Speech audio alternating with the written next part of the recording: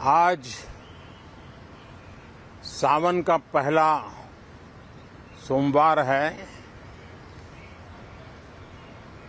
इस पवित्र दिवस पर एक महत्वपूर्ण सत्र का प्रारंभ हो रहा है और सावन के इस पहले सोमवार को मैं देशवासियों को बहुत बहुत शुभकामनाएं देता हूं। आज संसद का मानसून सत्र का भी आरंभ हो रहा है। देश बहुत बारीकी से देख रहा है कि संसद का यह सत्र सकारात्मक हो, सृजनात्मक हो और देशवासियों के सपनों को सिद्ध करने के लिए एक मजबूत नींव रखने वाला हो। साथियों, भारत के लोकतंत्र की जो गौरव यात्रा है उसमें ये एक महत्वपूर्ण पड़ाव के रूप में मैं देख रहा हूं। व्यक्तिगत रूप से मुझे भी, हमारे सभी साथियों को भी ये अत्यंत गर्व का विषय है कि करीब 60 साल के बाद कोई सरकार तीसरी बार वापस आए और तीसरी पारी का पहला बजट रखने का सौभाग्य प्राप्त हो।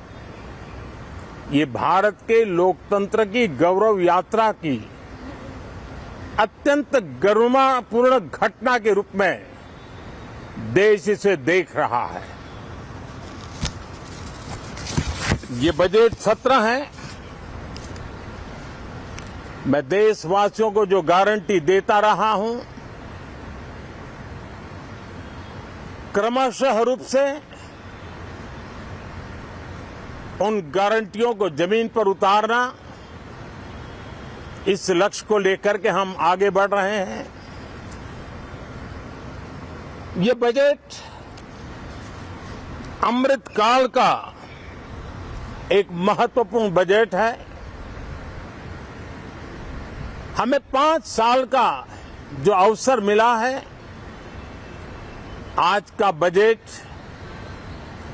हमारे उन 5 साल के कार्य की दिशा भी तय करेगा और ये बजट 2047 जब आजादी के 100 साल होंगे तब विकसित भारत का जो हमारा सपना है, उस सपने को पूरा करने की मजबूत नींव वाला बजट लेकर के हम कल देश के सामने आएंगे।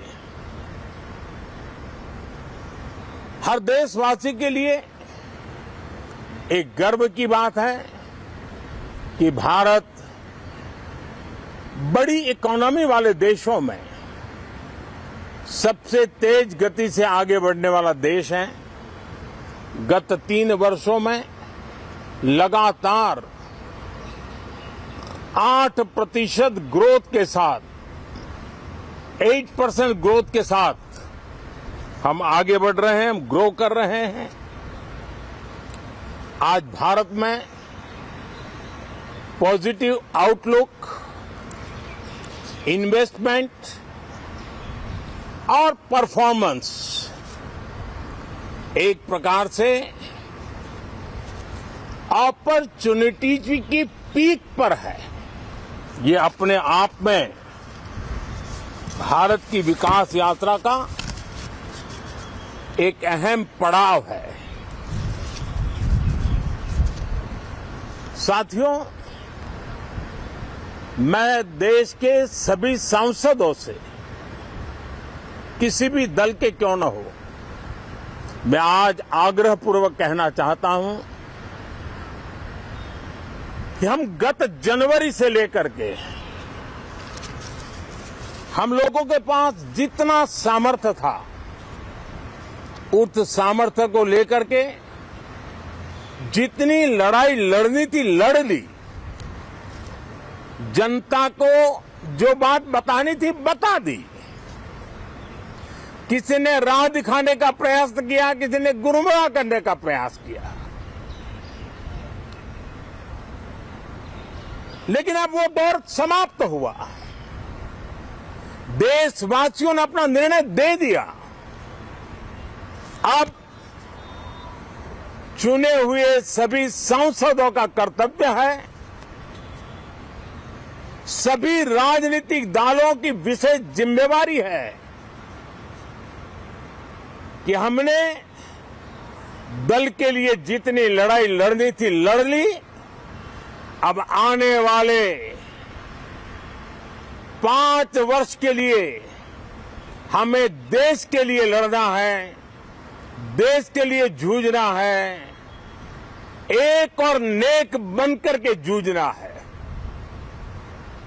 मैं सभी राजनीतिक दलों से भी कहूंगा कि आइए हम आने वाले 4 साढ़े 4 साल दल से ऊपर उठ करके सिर्फ और सिर्फ देश को समर्पित होकर के संसद के इस गरिमापूर्ण मंच का हम उपयोग करें।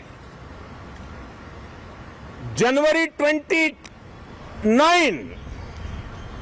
जब चुनाव का वर्ष होगा, आप उसके बाद जाइए मैदान में, सदन का भी उपयोग करना है कर लीजिए। वो 6 महीने जो खेल खेलने खेल लीजिए, लेकिन तब तक सिर्फ और सिर्फ देश के गरीब, देश के किसान, देश के युवा, देश की महिलाएं, उनके सामर्थ्य के लिए, उनको एम्पावर करने के लिए जन भागीदारी का एक जन आंदोलन खड़ा कर करके 2047 के सपने को पूरा करने के लिए हम पूरी ताकत लगाए। मुझे आज बहुत दुख के साथ कहना है कि 2014 के बाद कोई सांसद 5 साल के लिए आए, कुछ सांसदों को 10 साल के लिए मौका मिला, लेकिन बहुत से सांसद ऐसे थे जिनको अपने क्षेत्र की बात करने का अवसर नहीं मिला, अपने विचारों से संसद को समृद्ध करने का अवसर नहीं मिला, क्योंकि कुछ दलों की नकारात्मक राजनीति ने देश के संसद के महत्वपूर्ण समय को एक प्रकार से अपनी राजनीतिक विफलताओं को ढांकने के लिए दुरुपयोग किया है।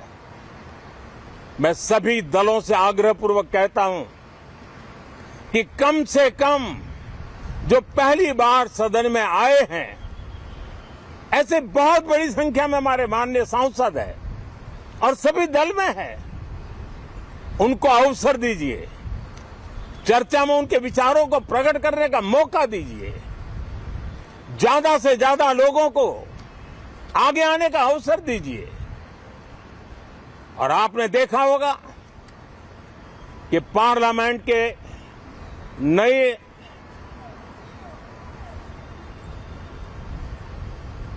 संसद गठन होने के बाद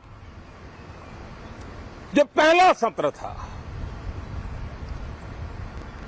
140 करोड़ देशवासियों ने बहुमत के साथ जिस सरकार को सेवा करने का हुक्म किया है देशवासियों ने, उसकी आवाज को कुचलने का और लोकतांत्रिक प्रयास हुआ।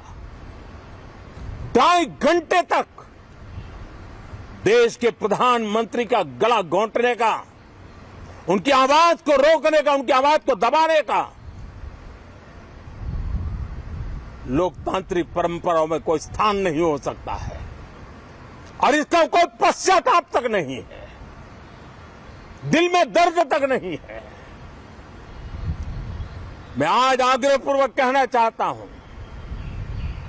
देशवासियों ने हमें यहां देश के लिए भेजा है, दल के लिए नहीं भेजा है। ये सदन दल के लिए नहीं, ये सदन देश के लिए है। ये सदन संसदों तक की सीमा तक नहीं है, 140 करोड़ देशवासियों की एक विराट सीमा करके ये लिए है। मैं विश्वास करता हूं कि हमारे सभी माननीय सांसद पूरी तैयारी के साथ चर्चा को समृद्ध करेंगे। कितने ही विरुद्ध विचार होंगे, विरुद्ध विचार बुरे नहीं होते हैं, नकारात्मक विचार बुरे होते हैं। जहां सोचने की सीमाएं समाप्त हो जाती है, देश को नकारात्मकता की जरूरत नहीं है। देश को